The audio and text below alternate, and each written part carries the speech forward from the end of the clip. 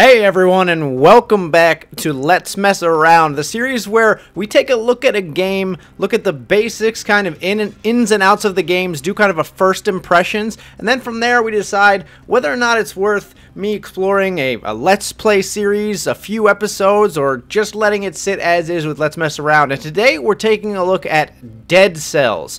And let me just jump ahead right there and say that I will be doing a Let's Play in Dead Cells because it is a fantastic game. So if you're coming here because you're looking for someone who's doing an LP in Dead Cells, look no further. I'm going to be doing a full-fledged Let's Play. So that being said, obviously I like the game, so let's talk about why. We're just going to get started here with a new run, and I'm not going to do a new save file or anything for this. We're just going to jump right into it, at least for the Let's Mess Around. Maybe when I do the new LP, I'll decide that at a later date. Let's do continue, actually, because I think I just was at the beginning kind of starting point here. So basically in Dead Cells you play as a pile of ooze that has possessed this guy's body. So when I die at the end of this run, you'll see us drop through a pipe up top here and then fall down and possess another body every time we die.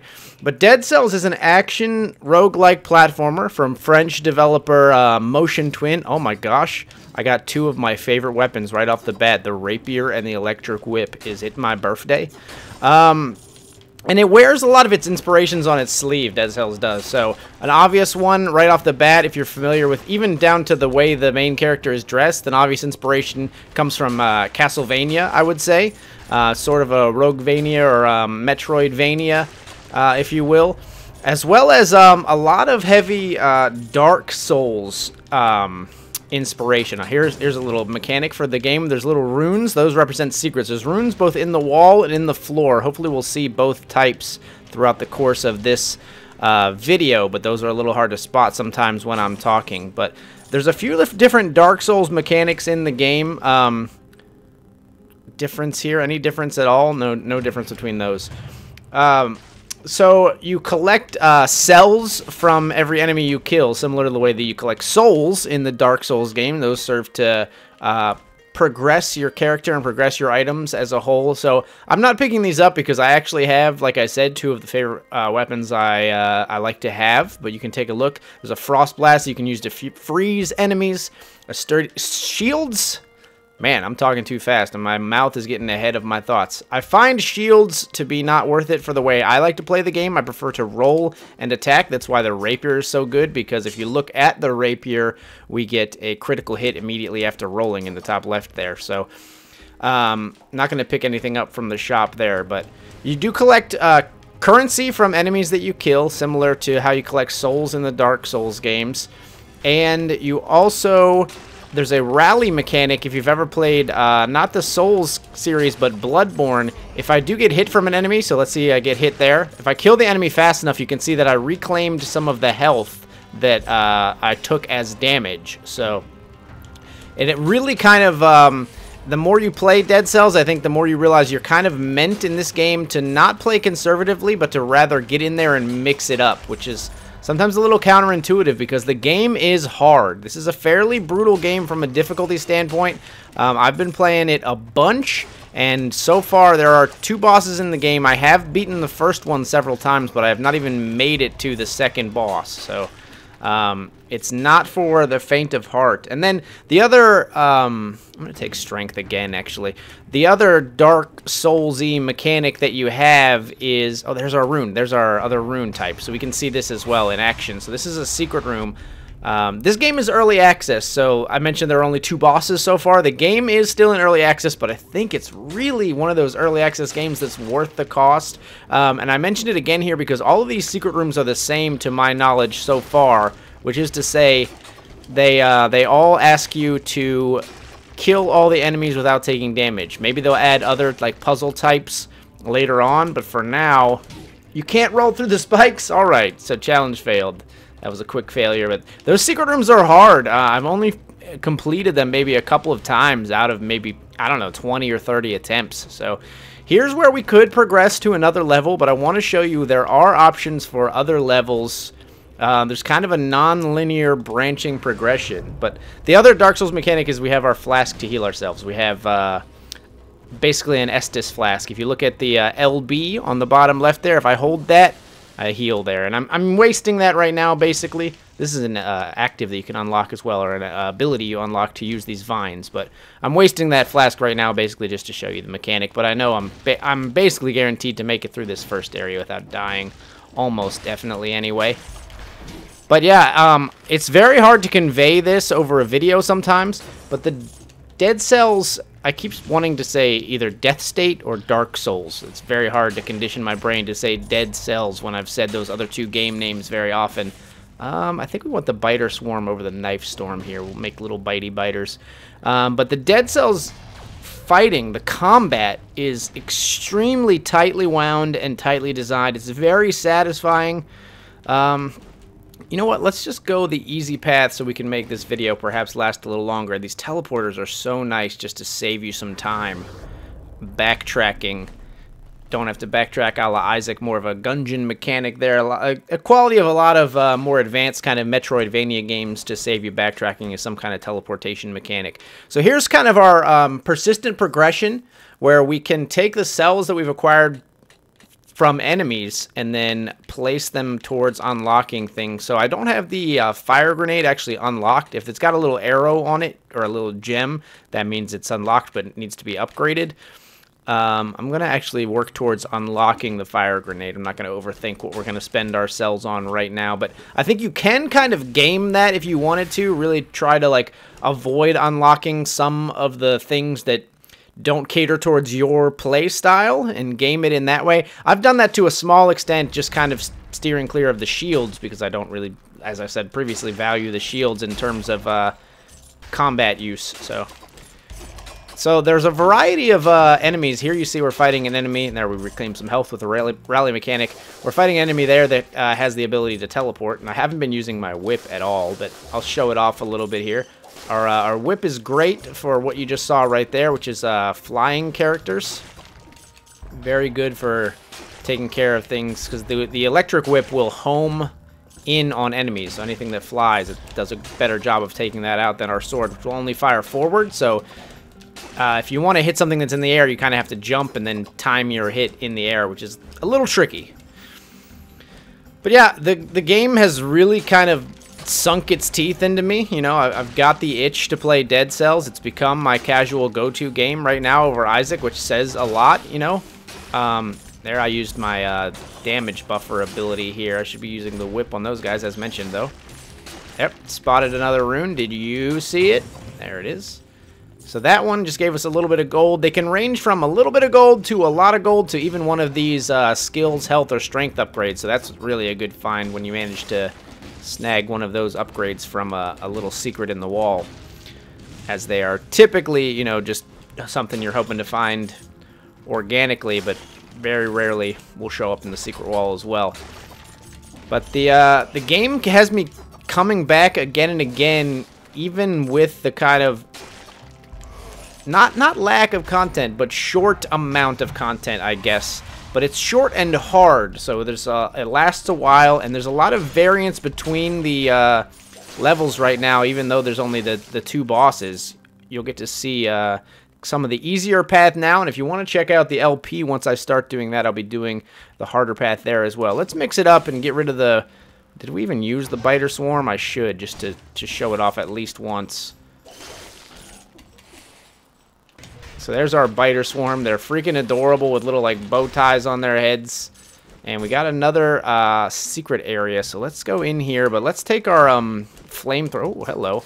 Let's take our flamethrower turret with us. That way we can see what that's like as well. I'm very fond of the damage buffer. I like the Biter Swarm. I've used that on multiple occasions. Actually, on a recent run that I did without recording, I had double Biter Swarm, so the game doesn't stop you from taking two of the same active ability, which is kind of neat. Like, a lot of games would just not let you do that, so... Alright, get our buff after rolling there. Let's go ahead and put our flamethrower down here, and we'll whip away. Oh, he jumped so far! They lunged so far. Alright. Not... Did this come back? That's awesome. It actually came back after we went in the secret, or after we went in the secret area. That's pretty fun. Okay, so we'll try to see if we can put together a run that goes actually to the boss to really show you guys this game and why I am freaking in love with it. So with that in mind, I'm going to try to go kind of the easier level path. So some of the harder levels will give you better stuff sometimes, but it's much more likely that I will die as I'm still kind of new to Dead Cells. Haven't really, like, I wouldn't say I've gained expert status just yet. But really loving this game. But yeah, as mentioned, there's a non-linear progression there. So you saw the old sewers there. I think the next level that's like easy is called the Ramparts. Early on, we saw the path to like the ossuary, which is one of the very hard level types. Or very hard levels you can skip to. So here, for instance, we could have 2 damage buffers, or we can keep damage buffer and the flamethrower turret, which is I think what I'm going to do. I'm going to replace this one so you can see each active, they do the same thing, but they have different kind of ancillary perks. So this one fires a volley of arrows. The one that we could swap to right now actually gives us +1 skill. So I am going to do that. And then our skill cooldown and power should be a little better thanks to the +1 skills there. We'll save a tiny bit of time by teleporting here. But yeah, it's like I said, it's hard to translate it when you're watching. Nice. It's hard to translate it. You know, we might as well heal when you're watching a video, but the combat is crazy good. It's so satisfying to kill enemies in this game, especially when you put together like an active item, attack, roll, combo. Very, very satisfying. So here you see there's sort of like a time-gated aspect to certain doors in this game. I've been in a few of them. I don't want to spoil necessarily what's behind them, but a very cool addition to the game. Allows you to get some extra stuff, unlocks and things like that, but I don't want to spoil it.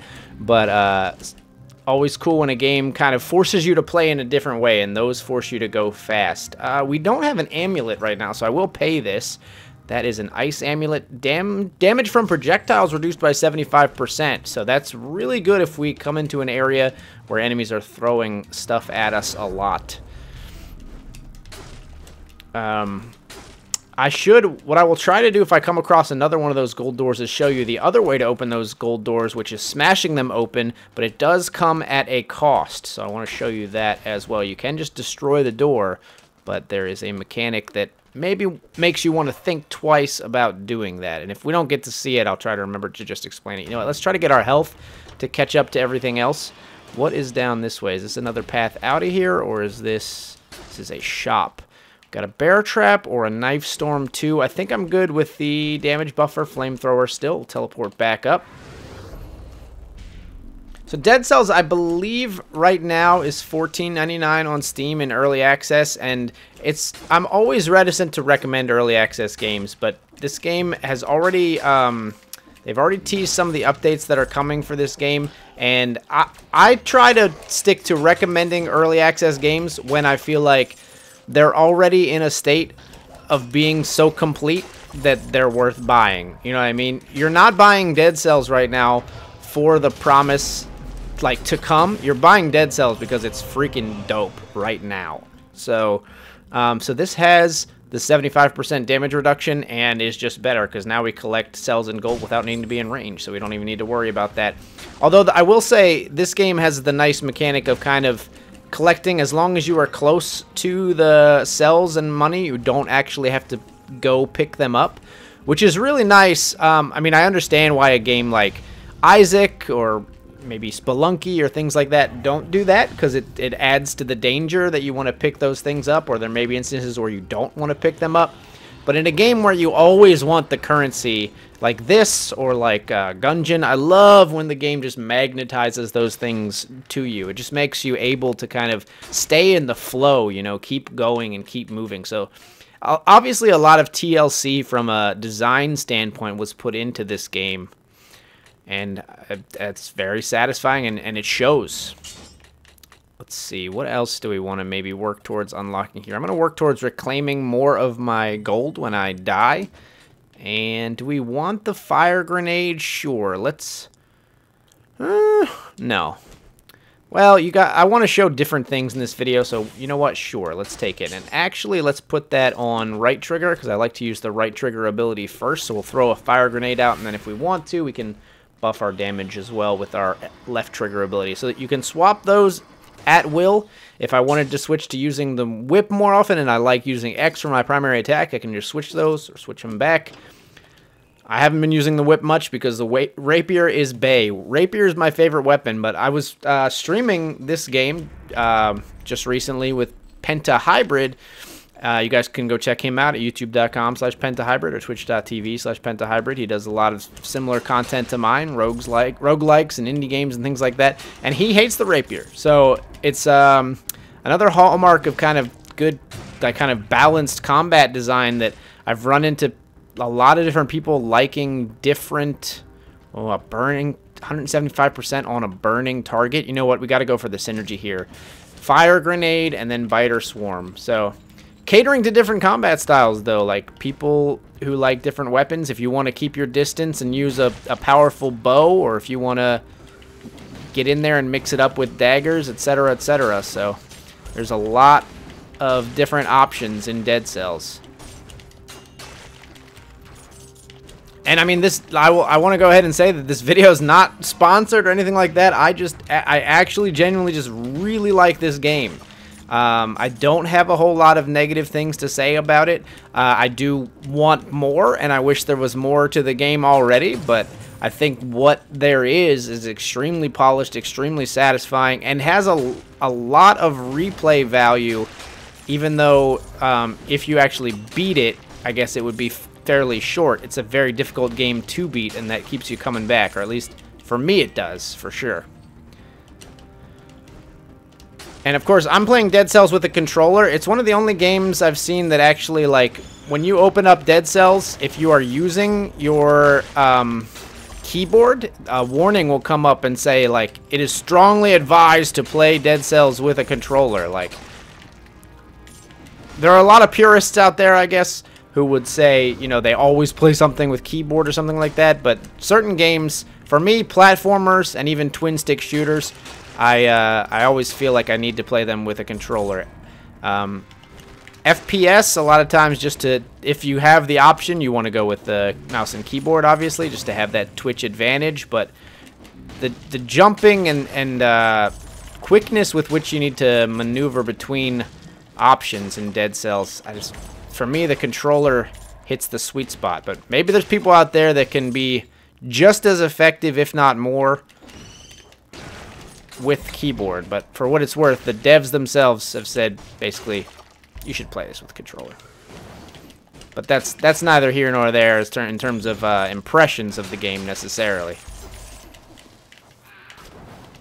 Come on. See, this is what I'm talking about. I should use the whip. What am I doing? Should be using the whip on the flying dudes, especially. I'm gonna go skills. I like to keep